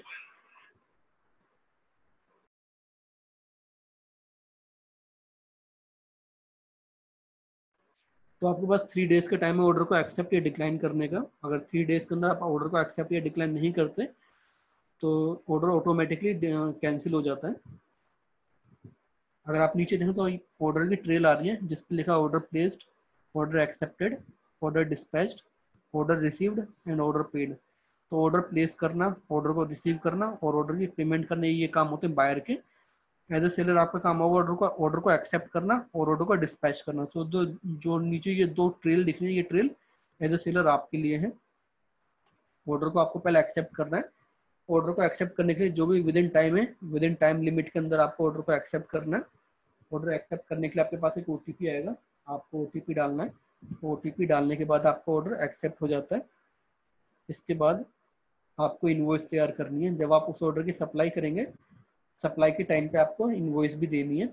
इनवॉइस बनाने के लिए आपके पास बटन आएगा जनरेट का, आप इस जनरेट वाले बटन पे क्लिक करेंगे और आपको सेलर इनवॉइस नंबर फिल करना है। ये सेलर इनवॉइस नंबर आपका खुद का नंबर होता है। आपको अगर फाइल मेंटेन कर रहे हैं या फिर कोई अगर आप एक्सेल वगैरह मेंटेन करते हैं तो आप उसका नंबर लिख सकते हैं। इनवॉइस डेट आपको लिखनी है। आपको अपना बिलिंग एड्रेस चूज करना है। इनकेस अगर आपने मल्टीपल एड्रेस फिल किए हुए हैं तो आपको अपना खुद का बिलिंग एड्रेस चूज करना है, जिस एड्रेस के थ्रू आपको उसकी बिलिंग करानी है। Next is date of dispatch, mode of dispatch accordingly साल आपको चूज करना है। इसके बाद आपको उसका CGST IGST की इंफॉर्मेशन फिल करनी है और प्रीव्यू पे क्लिक कर देना है। तो जैसे आप प्रीव्यू पे क्लिक करेंगे एक इनवॉइस की कॉपी आपको दिख जाएगी। आप इस इनवॉइस की कॉपी चेक कर सकते हैं। अगर इनवॉइस सही बनी हुई है तो आप टर्म्स एंड कंडीशन को एक्सेप्ट करके क्रिएट पे क्लिक कर सकते हैं। और इनवॉइस में कुछ भी आपको कुछ अगर एडिटिंग करनी है तो कैंसिल करके एडिटिंग भी कर सकते हैं। बट अगर आपने एक बार OTP डाल दिया, OTP के बाद फिर आप इसे इस इनवॉइस को चेंज नहीं कर पाएंगे। तो जैसे आप क्रिएट पे क्लिक कर देंगे, आपकी शिपमेंट सक्सेसफुली सेव हो जाती है। इसके बाद आपको शिपमेंट वाइज पे जाके उसकी डिलीवरी डेट भी अपडेट कर देनी है। तो जब आप डिलीवरी डेट अपडेट कर देंगे, इसके बाद ही ये इनवॉइस बायर को विजिबल होगी, कंसाइनी को विजिबल होगी। कंसाइनी उस पर क्लिक करके आपको ऑर्डर को रिसीव कर सकते हैं और उसकी पेमेंट कर सकते हैं। तो जैसे आप शिपमेंट वाइज पे डिलीवरी डेट अपडेट कर देंगे, आपको ऑर्डर डिस्पैच भी ग्रीन हो जाएगा। ऑर्डर डिस्पैच ग्रीन होने के बाद फिर काम शुरू होगा कंसाइनी का। कंसाइनी आपको ऑर्डर को एक्सेप्ट करेंगे और उसके अकॉर्डिंगली पेमेंट कर देंगे। एक बार ऑर्डर हैंडलिंग देख लेते हैं। तो जैसे कि बताया था मैंने पहले, आपको 25,000 से नीचे आपको डायरेक्ट परचेज के थ्रू ऑर्डर मिल सकता है। 25,000 से नीचे जरूरत नहीं होती कि वो किसी ब्रांड को कंपेयर करें या बिड क्रिएट करें। 25,000 से नीचे जैसे प्राइवेट ई-कॉमर्स साइट पे जाके वो लोग ऑर्डर प्लेस कर लेते हैं, हम लोग ऑर्डर प्लेस कर लेते हैं, इसी तरीके से 25,000 से नीचे किसी भी वेंडर को वो लोग ऑर्डर प्लेस कर सकते हैं। 25,000 से लेके 5 लाख के बीच में उन्हें 3 डिफरेंट वेंडर को कंपेयर करना है, और कंपेरिजन के बाद जो भी सबसे लोएस्ट प्राइस ऑफरिंग वाला वेंडर आएंगे उनको सीधे L1 के थ्रू ऑर्डर मिल सकता है। और जो भी L1 के थ्रू ऑर्डर मिलता है या फिर डायरेक्ट परचेज का ऑर्डर होता है, उससे आप 3 डेज के अंदर ऑर्डर को आपको एक्सेप्ट या रिजेक्ट करना होता है। सिर्फ डायरेक्ट परचेज का ऑर्डर को ही आपके पास एक्सेप्ट रिजेक्ट का बटन आता है, क्योंकि डायरेक्ट परचेज का ऑर्डर आपको आपकी ऑफरिंग के हिसाब से मिलता है। लेकिन जो बिडिंग होती है, बिडिंग में आप अपनी मर्जी से पार्टिसिपेट करते हैं, इसलिए बिडिंग के बाद के ऑर्डर को आप रिजेक्ट नहीं कर सकते। सिर्फ डायरेक्ट परचेज के ऑर्डर को और L1 परचेज ऑर्डर को ही आप रिजेक्ट कर सकते हैं विद इन 3 डेज। तो ये था एक छोटा सा ओवरव्यू जेम के बारे में, किस तरीके से आप जेम को यूज़ करते हैं। तो ये हमारा सपोर्ट सिस्टम है जिसके थ्रू आपको सपोर्ट मिलती है। आप हमारे FAQs हैं, आप हमारे FAQs पढ़ सकते हैं। हेल्प डेस्क की ईमेल आईडी है, आप उस ईमेल आईडी पर अपने इश्यूज भेज सकते हैं। लाइव चैट का ऑप्शन अवेलेबल है हमारे पोर्टल पे, आप लाइव चैट के थ्रू जाके हमारे एग्जीक्यूटिव के साथ लाइव चैट कर सकते हैं। मंडे टू सैटरडे हमारे कॉल सेंटर के नंबर है, ये ओपन होते हैं, आप इनसे बात कर सकते हैं। आस्क जेमी हमने चैटबॉट लॉन्च कर दिया है, AI चैटबॉट। आप उस चैटबॉट पे अपने इश्यूज लिख सकते हैं और आप हमारे साथ जुड़ सकते हैं ट्विटर पे, फेसबुक पे और लिंक्डइन पे।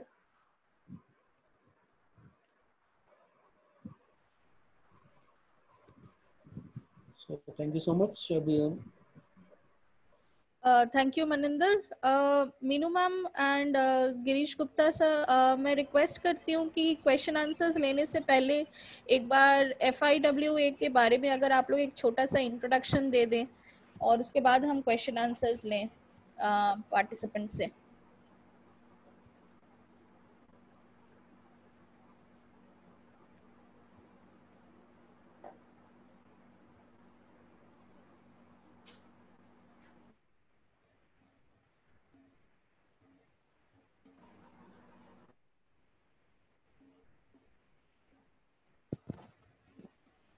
Hello Girish Gupta sir, ma'am.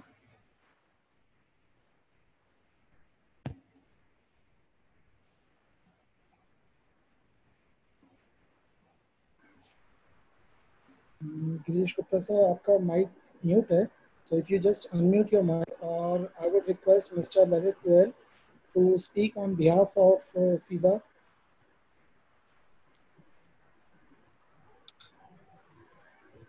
Yes sir, now you can, Mr. Gupta. Hello.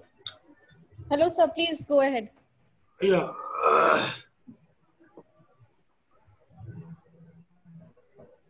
Good afternoon. मैं doctor Girish Gupta, president of फीवा। जेम से कनेक्टेड करने के लिए अभी जो मनिंदर जी ने काफ़ी यूजफुल इंफॉर्मेशन दी है कि रजिस्ट्रेशन कैसे करना है, क्या है, इसके बारे में सारा बताया है। और मेरे करीब सारे मेंबर्स हैं, अबाउट हमारा 200 मेंबर्स के करीब हैं हमारे फीवा के, जिन्होंने काफ़ी लोगों ने सुना है सारा। और आगे भी मनिंदर जी के बाद में जैन साहब का है और आपके देवेंद्र जी झा का भी है, तो उससे इंफॉर्मेशन मिलेंगी कि भाई जैम क्या है, उसके बारे में सारी चीज़ें आप कर रहे हैं, और मैं इसके लिए आपके लिए thankful. Thank you sir. If anyone have questions, हमारे साथ जैन सर हैं, दीपेश गहलोत सर हैं। गुप्ता जी थोड़ा सा अपने एसोसिएशन के बारे में बताइए कि आप किस तरह से वर्क करते हैं। सर बेसिकली क्या है, फीवा एक नॉन प्रॉफिट ऑर्गेनाइजेशन है। ये हम लोग जो अपने जितने भी मेंबर्स वगैरह है हमारे, सारे फूड से रिलेटेड ही हैं पूरे के। तो फूड की जो हमारा एसोसिएशन है, तो इसमें हम स्किल अवेयरनेस के लिए भी प्रोग्राम करते रहते हैं। अभी एमएसएमई का था, आपका जेम का था, अभी डिफरेंट प्रोग्राम्स होते रहते हैं। और सारे जो उसमें हमारे मैन्युफैक्चरर्स भी हैं, ट्रेडर्स भी हैं, और आपके मैन्युफैक्चरर्स ज़्यादा हैं इसके अंदर, फूड से रिलेटेड ही है सारे मैक्सिमम। आपके जितने भी एसोसिएशन में जुड़े हुए लोग हैं, वो कितने लोग गवर्नमेंट से बिजनेस कर रहे हैं? हेलो, आपके साथ जितने भी जुड़े हुए मेंबर्स हैं, वो एट प्रेजेंट कितने लोग गवर्नमेंट से बिजनेस कर रहे हैं? अभी है करीब इसमें से 20% के आसपास है जो गवर्नमेंट से बिजनेस कर रहे हैं ऑलरेडी, 20-30%। उसमें उनसे आपने कुछ फीडबैक लिया कि उनको गवर्नमेंट सप्लाई में कौन कौन से आइटम जैम पे अवेलेबल हैं और कौन कौन से आइटम जैम पे अवेलेबल नहीं है, ऐसा कुछ फीडबैक लिया आपने? अभी फीडबैक में उसमें मेल आएगा उनका, वो मीनू वो नोट कर रही है सारी, किसकी कोई क्वेरी है, कुछ है, क्या फीडबैक है। उसके बाद में फिर आपसे हम क्वेश्चन करते हैं अभी क्या कर सकते हैं इस पर। आज जो हम यहाँ पे इकट्ठा हुए हैं, ये फर्स्ट प्रिलिमिनरी एक्सरसाइज है फीवा के लिए, और फीवा को इसमें बहुत सारा काम करना है। जब आप पूरी तरह से तैयारी होके आएंगे तभी हमारा फ्रूटफुल इंटरेक्शन हो पाएगा। अभी मनिंदर ने जितना इंटरेक्शन किया आपके साथ वो वन वे था, और उसमें ही आपको ज्यादा मेंबर्स को जैम के अंदर रजिस्ट्रेशन करवाना है। जितने ज्यादा मेंबर जब में रजिस्ट्रेशन करेंगे, फिर उसके बाद वो बताएंगे जी कि हमारा ये प्रोडक्ट जैम के अंदर अवेलेबल नहीं है, वो आप अपने थ्रू रूट करते हुए मैडम डोना को भेजिए। जैसे कि वो डोना प्रॉपर हमारी जो सुपर कैटेगरी ओनर है उनके पास भेजेंगे, वो कैटेगरी बनेगी और आपके जो कोई एसोसिएशन मेंबर है वो प्रोडक्ट चढ़ाएंगे और गवर्नमेंट में सप्लाई करेंगे। हमारा पर्पज ये है कि आपके मेंबर जो गवर्नमेंट में सप्लाई कर रहे हैं वो थ्रू जैम आए और अच्छी क्वांटिटी में मटेरियल सप्लाई करें, क्योंकि जैम के अंदर जो एक्टिविटी है वो नॉर्मल टेंडर एक्टिविटी से बहुत कम टाइम लगता है और सप्लाई गवर्नमेंट बायर को बहुत जल्दी मिलती है, और हमेशा डाटा बैंक अवेलेबल रहता है बायर के लिए भी और सेलर के लिए भी। तो इसलिए आपको अपने सारे मेंबर्स को रिक्वेस्ट करिए, क्योंकि आपने बोला 200 मेंबर्स आपके हैं, और आज वीडियो इस कॉन्फ्रेंसिंग में वेबिनार में और मैं देख रहा हूँ खाली 20-22 लोग ही हैं, उससे ज्यादा लोग नहीं है। तो ये 20-22 में कम से कम 50% तो स्ट्रेंथ आपकी तरफ से आनी चाहिए। ये इस तरह के तुम 10% की स्ट्रेंथ पे वेबिनार करना ठीक नहीं है। ठीक है, स्टार्टिंग है, मगर 10% भी अगर रजिस्टर करते हैं और फिर आप एक टाइम ऑफ डोनर से लीजिए और उसमें मैक्सिमम से मैक्सिमम लोग को इसके अंदर लाइए और इसको एक्टिविटी को समझिए। वो उन्हीं के बेनिफिशियल के लिए फ्यूचर में गवर्नमेंट के अंदर सप्लाई करने के लिए आपको जैम के थ्रू ही जाना पड़ेगा, और प्रोडक्ट जो जैम पे अवेलेबल नहीं है उनके लिए आपको रिक्वेस्ट जैम पे डालनी पड़ेगी, जैम से ही कैटेगरी बनेगी तभी आप प्रोडक्ट लोड कर सकते हैं। जी सर, मीनू मैम, मैं आपसे यही रिक्वेस्ट करती हूँ गुप्ता सर, जो भी क्वेरीज आपके ऑफिशियल्स मेंबर्स के होंगे वो आप एक कंपाइल करके मुझे मेल कर दीजिए एंड उसके अकॉर्डिंग हम उसको रिजॉल्व करने की कोशिश करेंगे। और अगर ज़रूरत पड़ी कि वो रिजॉल्व नहीं हो रहे हैं या ज़्यादा अमाउंट पे क्वेरीज हो रही है तो हम एक दूसरी वेबिनार भी कंडक्ट कर सकते हैं जिसमें आपके ज़्यादा से ज़्यादा मेंबर्स इंक्लूड हो सकें जो ऑलरेडी यूज़ कर रहे हैं जेम और या करना चाहते हैं। सो सर अगर इस पॉइंट पे कोई क्वेश्चन है किसी की तो we can take it up और else sir we'll close it down अभी के लिए। हेलो हेलो अभी हेलो मैं डीडी झा बोल रहा हूँ। या thank you Dona ma'am. Hello हाँ झा मिस्टर झा बताइए। हाँ, मैं ये ऐड करना चाहता हूँ कि हमारे पोर्टल पर एट प्रेजेंट 82 आइटम्स हैं जो फूड कैटेगरीज के अंदर आते हैं और जो BIS स्पेसिफिकेशन से गवर्नड हैं वो सारे आइटम ऑलरेडी अवेलेबल हैं। उसमें वेंडर्स भी अवेलेबल हैं, आप उसमें हैं, आपके मेंबर्स हैं या नहीं वो देख लें उसमें। इसके अलावा हमने 125 प्रोडक्ट कैटेगरी स्पेसिफिकली डिफेंस के लिए बनाया है। तो वो कैटेगरी भी हो सकता है कि कुछ मेंबर्स आपके डिफेंस को भी सप्लाई करते हों। तो जो ऑलरेडी अवेलेबल कैटेगरीज हैं करीब अबाउट 200, तो उसको भी एक बार आप देख लें। इसके अलावा आपके मेंबर्स जिस भी प्रोडक्ट लाइन में हों, हर मेंबर अपना अपना असेसमेंट कर लें और उन प्रोडक्ट्स को मार्केट में सर्च करें अवेलेबल है या नहीं है। और उसका एक रिक्वेस्ट हमें दे सकते हैं, मनिंदर ने भी अभी इसमें दिखाया अपने प्रेजेंटेशन में कि रिक्वेस्ट करने के लिए एक तो हमारा RMS है, रिक्वेस्ट मैनेजमेंट सिस्टम है, जिसमें कि बायर के डैशबोर्ड के थ्रू बायर रिक्वेस्ट करता है। दूसरा सेलर भी ऑन हिज ओन सेलर भी डायरेक्टली अप्रोच कर सकते हैं कि इस प्रोडक्ट की जो आपका प्रोडक्ट लाइन है और लेकिन आपके पोर्टल पर अवेलेबल नहीं है, इसकी बायर की रिक्वायरमेंट होती है। आप बायर के बारे में बता भी सकते हैं कि इस डिपार्टमेंट को हम अभी तक सप्लाई करते हैं, तो उसको भी मान करके सेलर के रिक्वेस्ट के बेसिस पर हम वो प्रोडक्ट कैटेगरी क्रिएट कर देंगे। तो एक बार आप लोग प्रोडक्ट कैटेगरी का भी स्टडी कर लें। ये चीज़ मैं प्रोडक्ट के बारे में बताना चाहता था। बाकी इसको फर्दर ये तो फर्स्ट मीटिंग है, फर्स्ट, इसलिए बहुत ज़्यादा तो कुछ ऐसा क्वेरी वगैरह अभी क्वेरी भी नहीं आई आपकी तरफ से, केवल वन साइडेड ये था, प्रेजेंटेशन था। तो जो भी मेंबर्स हैं अगर वो चाहें इसमें कोई क्लैरिफिकेशन चाहिए तो हम लोग प्रोवाइड कर सकते हैं। अदरवाइज पहले स्टडी कर लें प्रॉपरली और फिर हम दोबारा इस पर बैठ सकते हैं। Thank you Jha sir. हाँ मीनू मैम आप कुछ कह रही थी मैम? या hello ma'am, this is Meenu. Actually कुछ क्वेरीज है जो मुझे हमारे मेंबर्स के थ्रू मिली थी। जनरली जेम, हेलो, हाँ मैम प्लीज बताइए। हमारे ओवरऑल 142 मेंबर्स हैं फूड इंडस्ट्रीज में और मैंने सभी को अप्रोच किया इस वेबिनार में अटेंड करने के लिए, बट समहाउ जेम के बारे में शायद उनको पूरी तरह नॉलेज नहीं है उनके उस जेम के सर्विसेज के बारे में, and this is the only reason कि वो वेबिनार अटेंड नहीं कर पाए।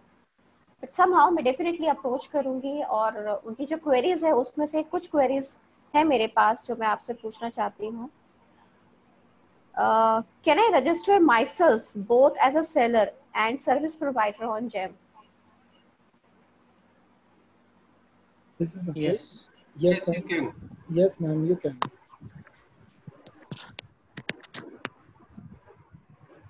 Hello. हाँ जी। You can register both as a seller and service provider by single registration. Hello. Hello. Hello. Myself Dr. D.K. Mishra. मेरा जो क्वेश्चन है वो झा साहब से है। झा साहब ने जैसे बताया, क्लैरिफिकेशन दिया कि जो 80 कैटेगरी हैं वो BIS की कैटेगरी में है। देखिए, BIS इज नॉट मैंडेटरी, तो इसको फूड सेफ्टी के एस्पेक्ट्स में भी लाया जाए। फूड सेफ्टी तो है ही, फूड सेफ्टी कंपल्सरी है। लेकिन सर BIS कंपल्सरी नहीं होना चाहिए। BIS हर आइटम के लिए है भी क्योंकि नहीं। सर अगर BIS कंपल्सरी हो जाएगा तो बहुत सारे फूड सेफ्टी के जो हमारे वेंडर्स हैं, जो मैन्युफैक्चरर्स हैं, उनके लिए रेस्ट्रिक्शन ना हो जाएगा। BIS जहां है लिमिटेड आइटम्स के लिए है, लेकिन FSSAI लाइसेंस वो तो मैंडेटरी है ही हर आइटम। जी सर, जी सर, जी सर। लेकिन BIS in case of phenyl and package drinking water, only 2 category and some other in case of food. Phenyl तो फूड में नहीं आता। अब जैसे पैकेज ड्रिंकिंग वाटर की बात करें तो वो मैंडेटरी है, लेकिन इसके अलावा तो मैंडेटरी नहीं है। तो इन दैट केस BIS का मैंडेटरी नहीं होना चाहिए जैम पर भी। वो ऑप्शन है, उसमें ऑप्शनल रिक्वायरमेंट नहीं सर, कुछ हमारे वेंडर्स से हमें इस बात की क्वेरी आती है और मिलती है कि जैम में BIS मैंडेटरी कर दिया गया है। हम उसको रिव्यू कर लेंगे, आप हमें वो आइटम की जी सर, जी सर, जी सर। मेरा हम्बल रिक्वेस्ट है आपसे कि ये मार्केट प्लेस बहुत अच्छा बनाया है गवर्नमेंट ने, आप लोगों का बहुत अच्छा अप्रोच है, और हमारा हम्बल रिक्वेस्ट है कि वहाँ BIS मैंडेटरी ना किया जाए। ठीक है, हम उसको कर लेंगे। हम आपसे भी इंडस्ट्री से जो इनपुट आता है उसको लेकर के बीच बीच में रिव्यू करते रहते हैं। जी सर, जी sir. Thank you very much.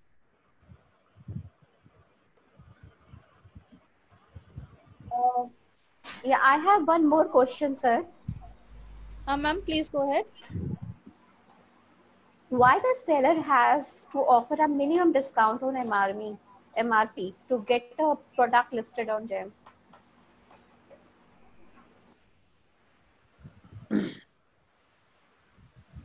GEM के माध्यम से आपको पूरे इंडिया का मार्केट मिल रहा है, और GEM का जो पोर्टल है वो बिल्कुल ही आपने देखा, जैसे कि मनिंदर ने बताया है, टोटली ट्रांसपेरेंट है। अगर आप चाहें तो विद इन 5 मिनट्स और 10 मिनट्स में आप अपना ऑफर दे सकते हैं। No paper work, no marketing efforts, plus all over India का मार्केट मिल रहा है। इसलिए व्हाट वी वांट इज पूरे इंडिया का मार्केट देने की एवज में हम इकोनॉमिक स्केल दे रहे हैं आपको, उसके एवज में we want some discount from you. तो इसलिए MRP प्लस 10% डिस्काउंट हम आपसे मांगते हैं। Okay, even I have one more question. Sir, किस टाइप के सेलर exempted है GEM के लिए? कोई सेलर एग्जम्प्टेड नहीं है, सारे कोई भी चीज आप starting from pen, pencil, rubber, water बोतल, सर्विसेज में पेपर सर्विस, फ्लावर सर्विस, कोई भी आइटम जो गवर्नमेंट खरीदता है वो सारा GEM पे अवेलेबल है, और कोई रेस्ट्रिक्शन नहीं है। It is open, anybody can participate.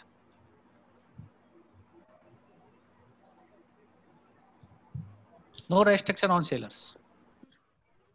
Just to add, Dipesh sir, even Ms. Arora, you cannot restrict any seller, whether it's a trader, manufacturer, women entrepreneurs, self-help group, MSMEs. Any person can register on GEM without any charge, without any registration fee. Only there is a vendor assessment process which all the vendor has to go through it, and once they get assessed, they can sell their product under their brand name. So there is no restriction on any of the vendor. All right, thank you very much. Any more questions, ma'am? I don't think. Ma'am, I'm not getting any other queries. As you have said that you have 100 plus members, and most of the members are not aware of GEM and they are not interacted with GEM. What we would request that if you share your member list with us, we can send an official invite to register on GEM, and it will give a feature for them to check out the benefits, what benefits they get to register on GEM, and how they can sell it to the government buyers. We can send an emailer to them, and then we can see that who all have responded or got registered. Then again in the month of July or later, when your all members are active, we can again conduct this kind of seminar or session where we can get them registration process and how they can take part in the bids or procurement.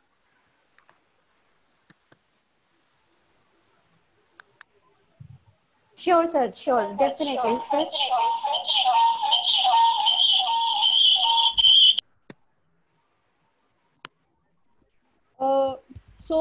If there are no questions right now, then we can close this webinar session.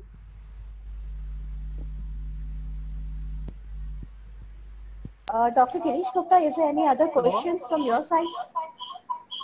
No, Mestum, basically, no.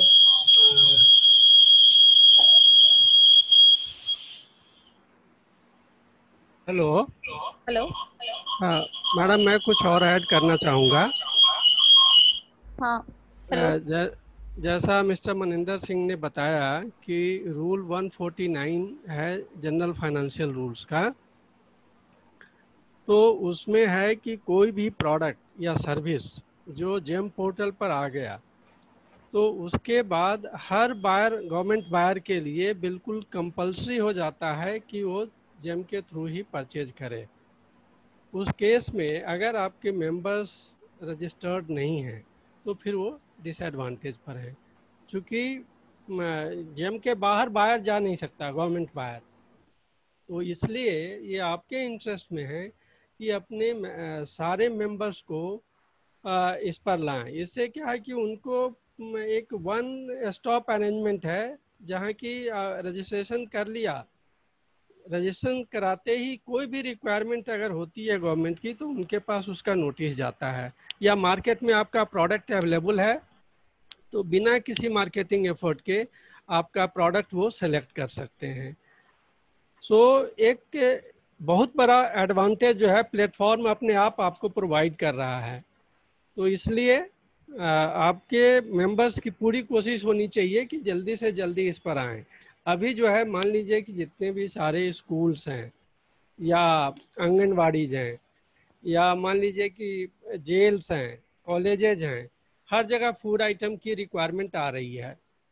Defence का जो procurement है food items का वो thousands of crores में है। उसका अगर हिस्सा बनना चाहते हैं तो उसके लिए इस पर पार्टिसिपेट करना ज़रूरी होगा। तो मेरा रिक्वेस्ट यही है कि हमारी टीम जो है हैंड होल्डिंग करेगी इसमें पूरी तरह से। आप अपनी तरफ से अपने मेंबर्स को एक्टिवेट करें। Thank you.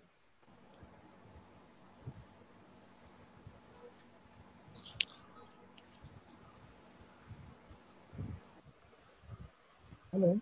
Yeah, Girish sir, any closing remark for the session? Dr. Girish Gupta, you want to say something?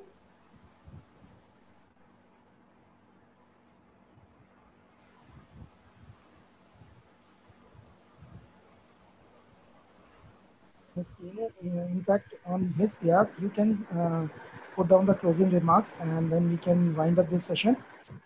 And for other things, we can have offline. Sure, sir. Sir, we really appreciate you taking out time for us for your busy schedule. It's always been our pleasure to have with us, and we look forward to seeing you again for the upcoming webinars. Definitely, I will come with all the members with the queries. Thank you very much, sir.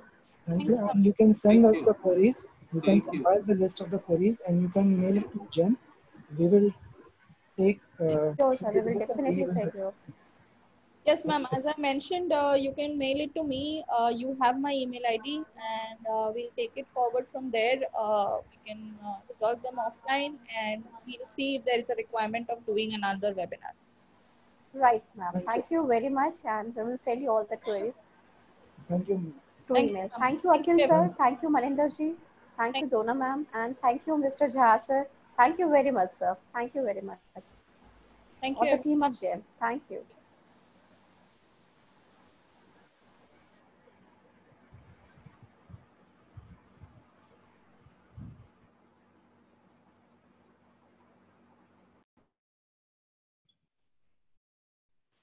नमस्कार जी।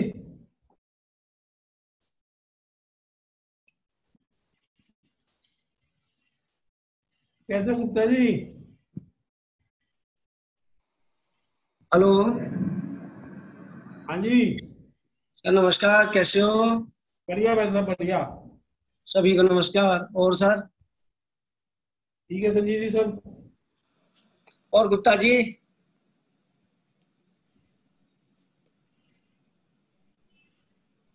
Hello Gupta ji सुनाई नहीं आ रहा sir.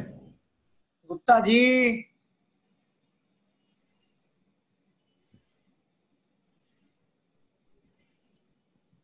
Mute mute किया हुआ गुप्ता जी आपने।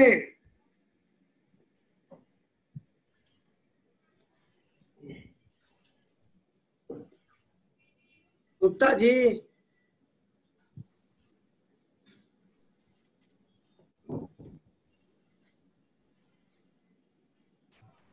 Hello हाँ गुप्ता तो जी, बंद कैसे हो? करो, म्यूट आपका किया आवाज हुआ नहीं आपने। आ रहा है। हमारी आवाज नहीं आ रही है, आपने म्यूट हाँ किया जी, हुआ हाँ है। जी आ गई। अरे है ना, अभी लोगों के एक्चुअली में क्या है ना, मालूम ही नहीं है गेम के बारे में। जी। जब तक मालूम नहीं है उसमें रही कुछ रजिस्ट्रेशन होंगे, उसके बाद में सब मालूम पड़ेगा ना कि क्या क्वेरी है, क्या नहीं है। जी। अभी एक्चुअली में क्या है ना, अपने मेंबर भी इतने सारे मेंबर हैं, आते ही नहीं है कोई भी। 20-22 लोगों से कम 40-50 लोग तो कनेक्टेड हो।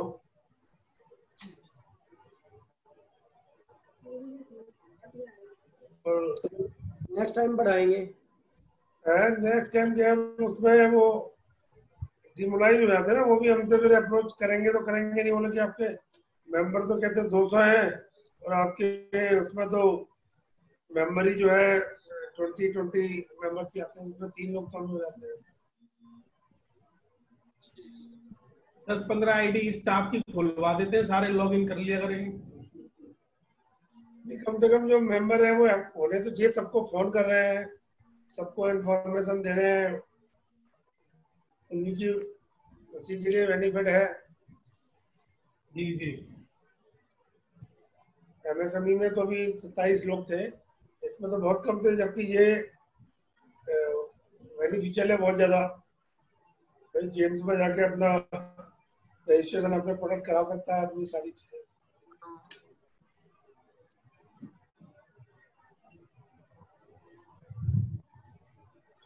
कोई भी नहीं है वो बीच में से एक साथ सारे कनेक्ट हो जाए तो कम से कम थोड़ा सा वो लगे ना उनको। और एक बार कनेक्ट के बाद में तो सारे रहते ही, डिस्कनेक्ट हो जाए बाद में।